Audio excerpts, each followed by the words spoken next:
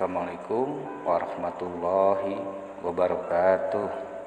Alhamdulillahi wassalatu wassalamu ala rasulillahi wa ala alihi wa sahbihi wa mawalah, amma ba'd.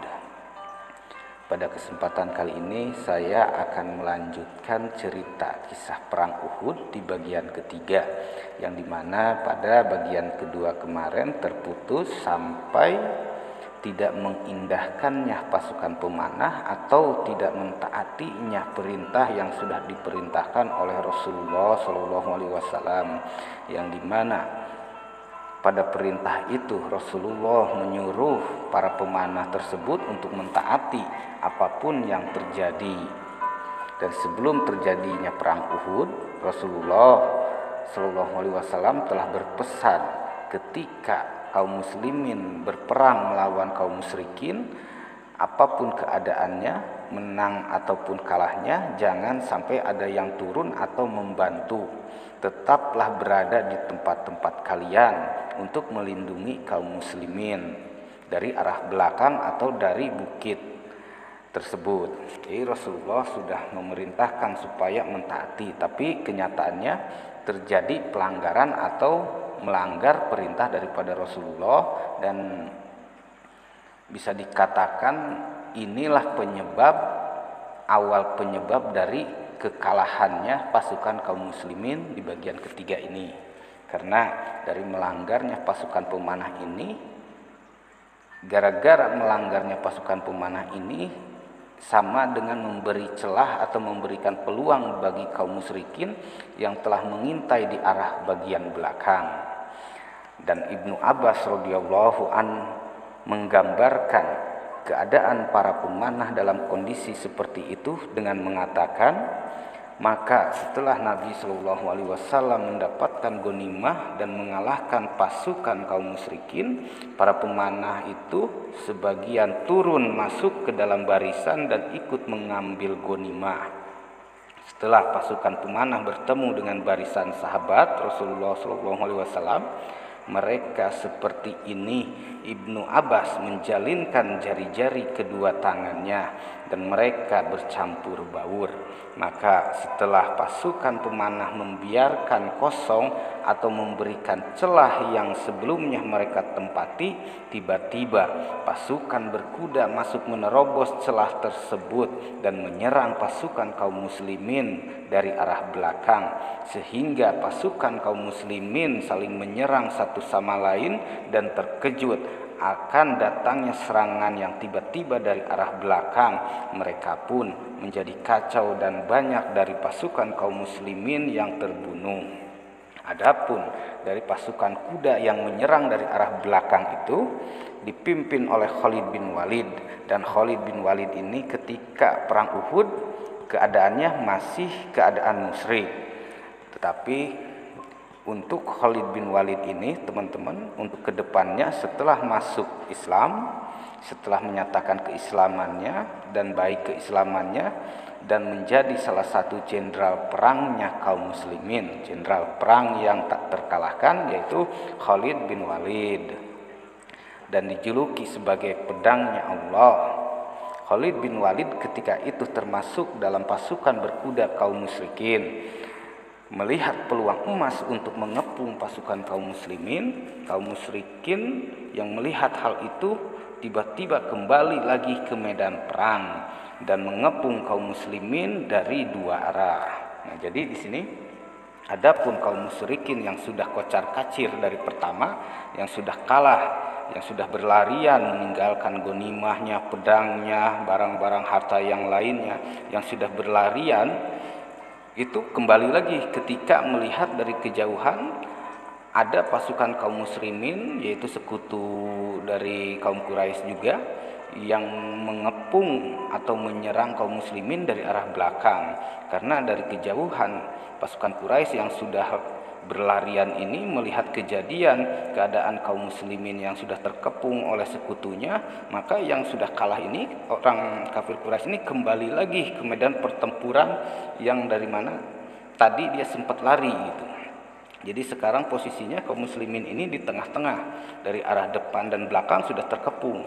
Karena kalau dari awal kaum musyrikin tidak bisa menembus bagian belakang karena ada benteng pertahanan, yaitu pemanah yang ditugaskan Rasulullah untuk menepati tempat di bukit Uhud tersebut supaya melindungi pasukan kaum muslimin, melindungi penyerangan, yaitu tadi supaya dari arah belakang ini pasukan muslimin tidak bisa ditembus gitu, sama pasukan yang tidak diantisipasi atau yang tidak diduga-duga gitu. Nah, rupanya gara-gara pelanggaran dari pasukan pemanah ini terjadilah mulai kekacauan di kubu kaum muslimin. Dan kaum muslimin telah kehilangan posisi-posisi mereka babak pertama, sehingga mereka berperang tanpa strategi. Mereka berperang dalam kondisi tercerai-berai tanpa ada komando dan persatuan yang menyatukan mereka. Maka mereka tidak bisa membedakan antara mana kawan dan mana lawan. Karena itu secara tidak sengaja mereka membunuh Yaman, ayah dari sahabat Huzaifah ibnul Yaman. Banyak kaum muslimin yang gugur di medan pertempuran sebagai syuhada. Mereka hilang kontak dengan Rasulullah SAW dan tersebar berita bahwa beliau SAW telah terbunuh. Suasana menjadi semakin kacau dan peperangan semakin sengit. Pasukan kaum musyrikin membunuh setiap pasukan kaum muslimin yang mereka jumpai, hingga mereka dapat menembus masuk ke tempat keberadaan Nabi SAW. Lalu mereka melempari beliau atau Rasulullah SAW dengan batu hingga berhasil melukai hidung dan memecahkan gigi depan beliau, serta melukai wajahnya yang mulia, hingga membuat beliau kesakitan dan lukanya memancarkan darah.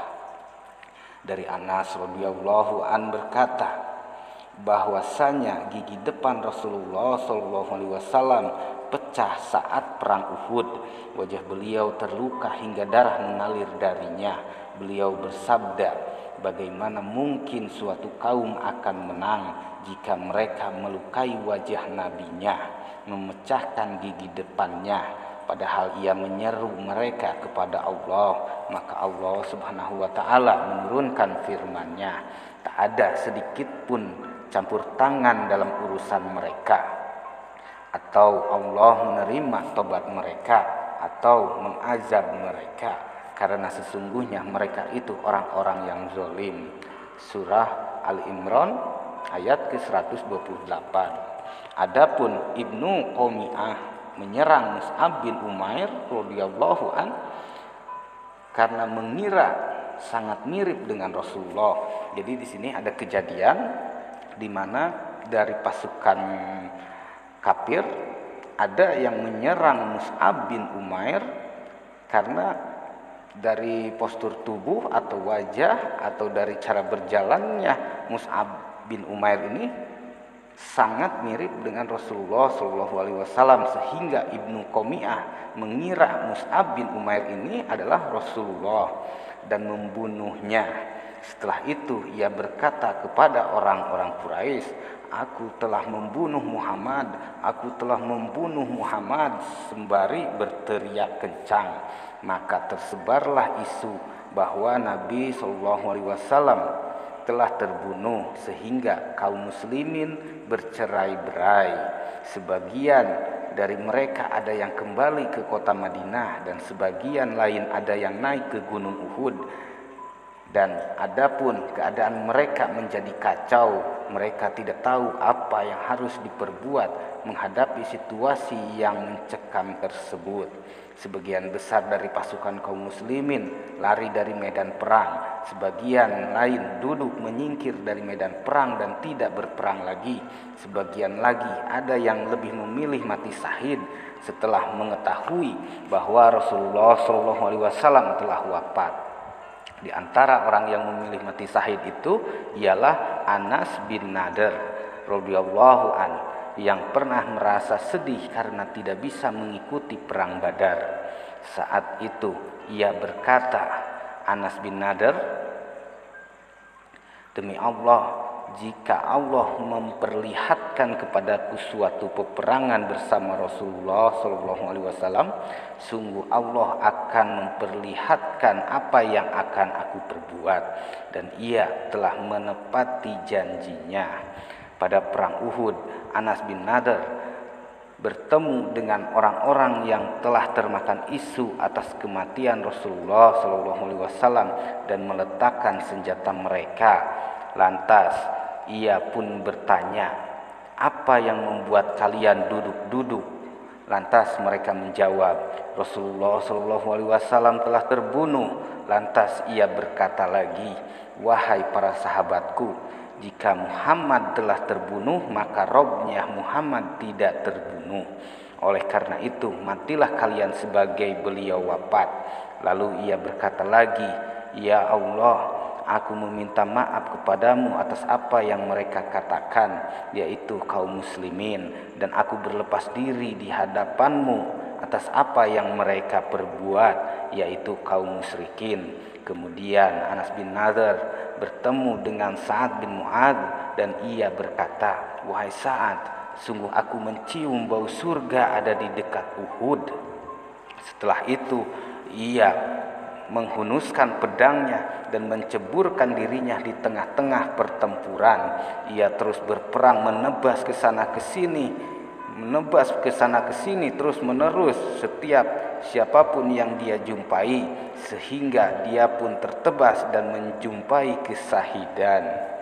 Pada tubuhnya terdapat 80 sekian luka, baik karena sabetan pedang, tusukan tombak, atau lemparan anak panah, dan tidak ada yang bisa mengenali jasadnya selain saudara perempuannya melalui jari telunjuknya. Mengenai sahabat Anas bin Nadhr dan yang semisal dengan dirinya, Allah Subhanahu wa taala menurunkan firman-Nya. Di antara orang-orang mukmin itu ada orang-orang yang menepati apa yang telah mereka janjikan kepada Allah. Maka di antara mereka ada yang gugur, dan di antara mereka ada pula yang menunggu-nunggu, dan mereka tidak mengubah janjinya. Surah Al-Ahzab ayat ke-23.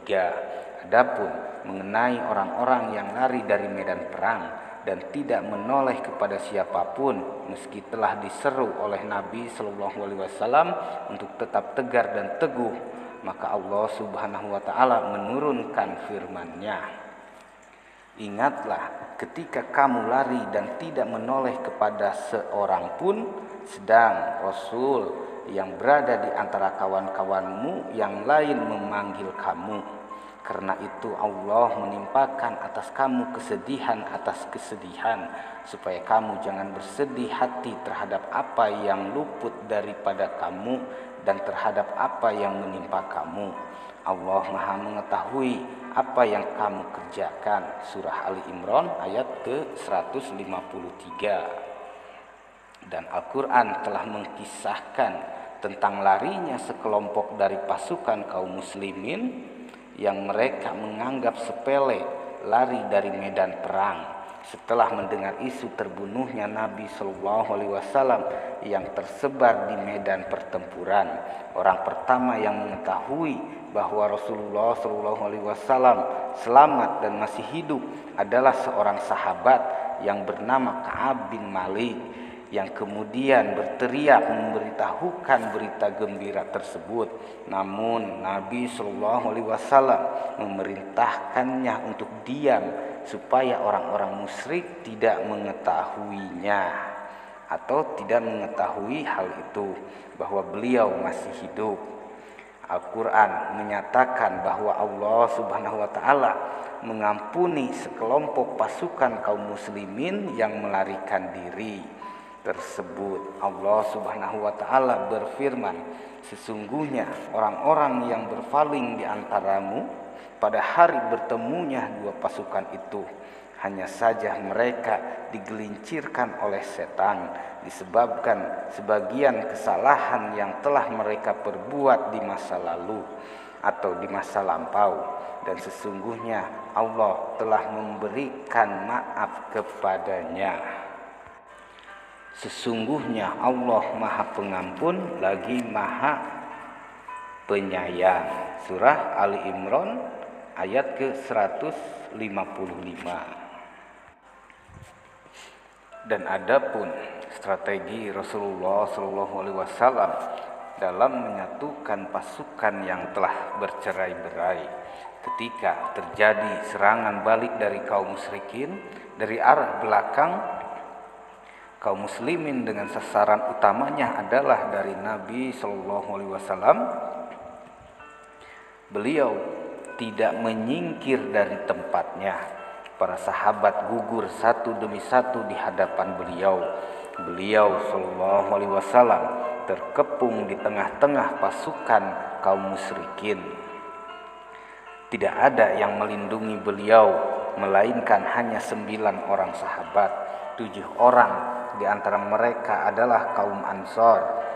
Target beliau saat itu adalah membuka pengepungan dan naik ke Gunung Uhud atau ke Bukit Uhud untuk menyusul pasukannya. Pasukan kaum muslimin dari Ansor itu berjuang mati-matian untuk melindungi Rasulullah SAW hingga satu persatu dari mereka syahid. Kemudian Tolhah bin Ubaidillah maju berperang melindungi beliau hingga banyak terluka dan terkena anak panah yang melumpuhkan tangannya. Nabi SAW lantas hendak naik ke sebuah batu besar, namun tidak mampu atau batu itu terlalu tinggi dan besar. Maka Tolhah duduk jongkok di bawahnya hingga beliau dapat naik ke batu tersebut dengan bertumpu pada Tolhah. Dan Jubair berkata, aku mendengar Nabi SAW bersabda, Tolhah wajib masuk surga. Adapun Sa'ad bin Abi Waqqas juga berperang melindungi Rasulullah SAW. Beliau memberikan kepadanya beberapa anak panah seraya bersabda, lemparkan wahai Sa'ad, bapak dan ibuku sebagai tebusanmu. Abu Tolhah Al-Ansari juga berperang melindungi beliau SAW. Ia adalah seorang pemanah yang paling handal. Ia juga seorang yang dikatakan oleh Nabi SAW, sungguh suara Abu Tolhah di tengah-tengah pasukan lebih dahsyat bagi kaum musyrikin daripada sekelompok pasukan. Ia melindungi Rasulullah SAW dengan menggunakan perisainya. Ia adalah seorang pemanah ulung, dan saat perang Uhud itu 2 atau 3 busur panah telah patah olehnya. Ketika ada seseorang yang berjalan membawa tabung anak panah, Rasulullah SAW bersabda kepadanya, serahkanlah kepada Abu Tolhah. Kemudian beliau melihat pasukan dari balik punggung Tolhah. Maka Abu Tolhah berkata, wahai Nabi Allah, demi bapakku sebagai tebusannya, janganlah Anda melihat mereka agar Anda tidak terkena anak panah. Leherku adalah pelindung leher Anda. Lalu datang Nusaibah binti Ka'ab melindungi Rasulullah SAW dengan pedangnya. Namun ia terkena lemparan busur panah dan mengalami luka menganga. Dan adapun Abu Dujana memasang badannya sebagai perisai bagi Rasulullah SAW dalam posisi ia mendoyongkan tubuhnya menghadap Rasulullah SAW hingga banyak sekali anak panah yang menancap pada tubuhnya. Pada saat genting seperti itu, Abu Bakar dan Abu Ubaidah juga ada di sekeliling Rasulullah SAW. Abu Ubaidah mencabut 2 anak panah dari wajah Nabi SAW dengan menggunakan giginya. Kemudian satu persatu dari pahlawan kaum muslimin mulai berdatangan hingga mencapai sekitar 30 orang yang siap melindungi Rasulullah SAW. Di antara mereka ada Qatadah, Sabit bin Al-Dahdah, ada Sahal bin Hunaib, Umar bin Khattab, Abdurrahman bin Auf, dan Jubair bin Awam. Umar bin Khattab berhasil memukul mundur serangan balik yang dilancarkan musuh yang dipimpin oleh Khalid bin Walid dari atas bukit Uhud kepada pasukan kaum muslimin. Para sahabat yang bersama Umar berperang mati-matian untuk memukul mundur serangan musuh tersebut, dan akhirnya pasukan kaum muslimin kembali dapat menguasai situasi. Sementara pasukan kaum musyrikin merasa pesimis untuk mengakhiri perang dengan kemenangan mutlak. Mereka merasakan kelelahan akibat lamanya perang dan keteguhan pasukan kaum muslimin. Lalu Nabi Shallallahu Alaihi Wasallam bersama para sahabat yang menemani beliau sebelumnya dan para sahabat yang bergabung setelahnya mundur ke salah satu bukit di Gunung Uhud. Pasukan kaum muslimin ketika itu dalam keadaan sedih, takut dan berduka atas apa yang menimpa Rasulullah Shallallahu Alaihi Wasallam dan juga menimpa mereka. Meski mereka telah berhasil memukul mundur pasukan kaum musyrikin, maka Allah Subhanahu wa taala menurunkan rasa kantuk kepada mereka sehingga mereka tertidur sebentar. Kemudian mereka bangun dalam keadaan merasa aman dan tenang. Adapun pasukan Quraisy, mereka telah berputus asa untuk mewujudkan kemenangan mutlak dan merasa kelelahan akibat lamanya perang, dan pasukan kaum muslimin masih tetap tegar dan teguh, terutama setelah pasukan kaum muslimin merasa tenang dan Allah menurunkan rasa aman dan keteguhan kepada mereka serta berkerumun mengelilingi Nabi Shallallahu Alaihi Wasallam. Oleh karena itu pasukan kaum musyrikin menghentikan penyerangan terhadap pasukan kaum muslimin dan menghentikan usaha menembus kekuatan mereka. Dan setelah usai perang, Rasulullah Shallallahu Alaihi Wasallam bertanya kepada para sahabatnya, siapa yang tahu tempat terbunuhnya Hamzah? Seseorang menjawab, aku tahu tempat terbunuhnya Hamzah. Beliau bersabda, mari tunjukkan kepada kami. Rasulullah Shallallahu Alaihi Wasallam berangkat dan berhenti di tempat terbunuhnya Hamzah. Beliau melihat Hamzah dalam keadaan perutnya terbelah dan telah dicincang. Oleh karena itu beliau berkata, dan orang di sekitar pun atau para sahabat berkata, wahai Rasulullah, demi Allah ia telah dicincang.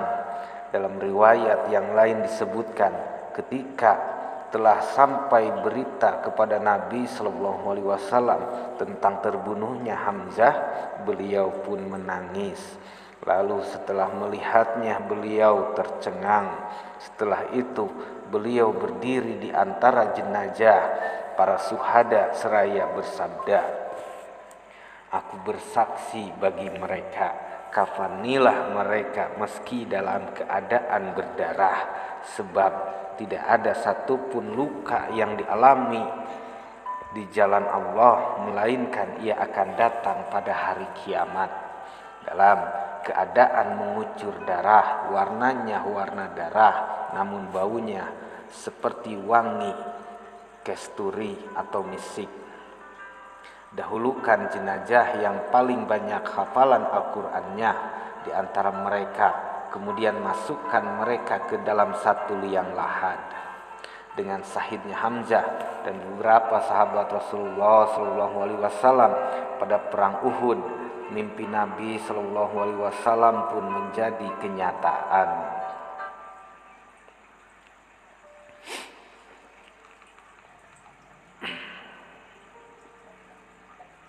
Beliau Shallallahu Alaihi Wasallam telah menceritakan mimpinya kepada para sahabat sebelum berangkat ke Uhud. Beliau bersabda, aku melihat ada keretakan pada pedangku Zulfikar. Aku menakwilnya sebagai keretakan yang terjadi di antara kalian atau kekalahan. Dan aku bermimpi menggiring domba jantan aku menakwilnya dengan memimpin batalion, dan aku pun bermimpi memakai baju besi yang kuat. Aku menakwilnya dengan kota Madinah, dan aku juga bermimpi ada seekor sapi yang disembelih.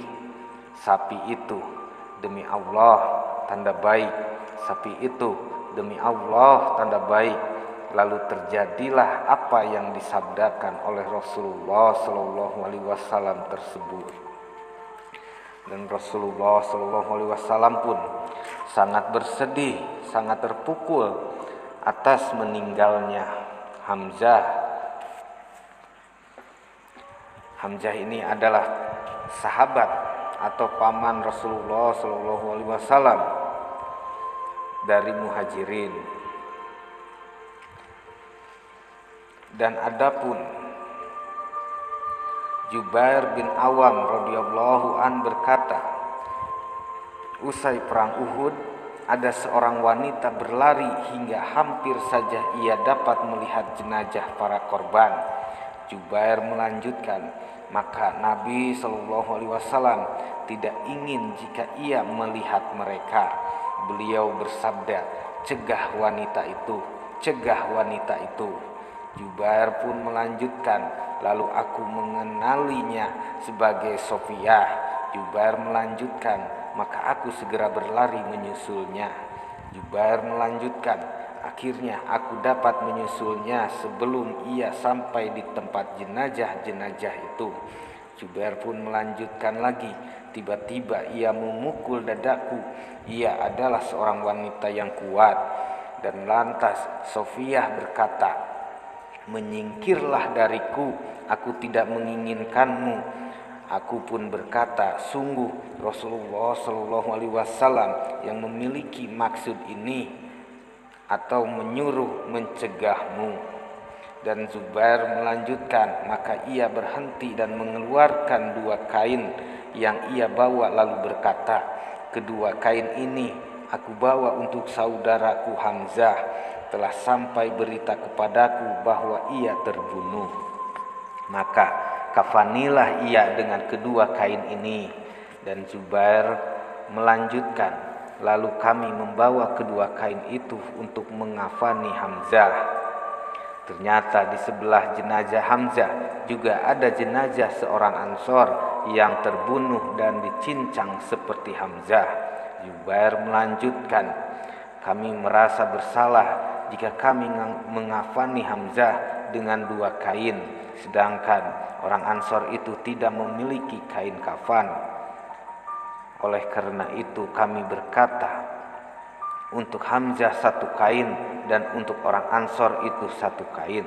Setelah itu kami mengukur keduanya, dan ternyata salah satu dari keduanya lebih besar dari yang lainnya. Maka kami undi keduanya dan kami kafani mereka dengan kain yang menjadi bagiannya.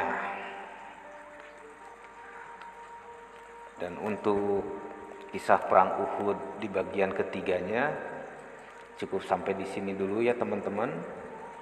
Mungkin nanti saya akan lanjutkan untuk bagian keempatnya.